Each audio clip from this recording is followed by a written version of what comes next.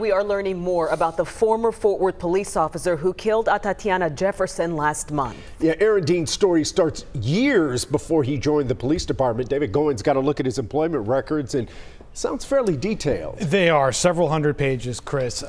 Fort Worth police released hundreds of these pages of documents and in a video from Aaron Dean's job interview as part of an open records request. Now, while it doesn't show any link to the Atatiana-Jefferson shooting last month, it does reveal what Fort Worth police knew about his background before he was hired in 2017 and the challenges he faced during his training. First off, this is video you see of Dean interviewing with Fort Worth police back in March of 2017.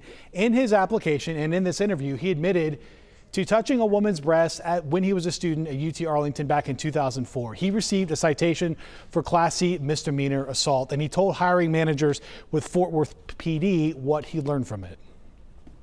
Being careful about my actions and how they're perceived by others, and being sure that I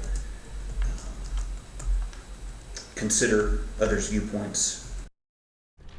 Now, given what the personnel records show, we did ask how much of Dean's prior assault factored into his hiring. Fort Worth police told us today, quote, the previous simple assault charge was a Class C misdemeanor and it was given significant scrutiny during the hiring process. Also during that training in 2018, a supervising sergeant stated that when Dean was asked something by his training officer that he, quote, continues to avoid or ignore what's being said or asked. Now, all of those training records come more than a year before he shot into the home and killed Atatiana-Jefferson back in October.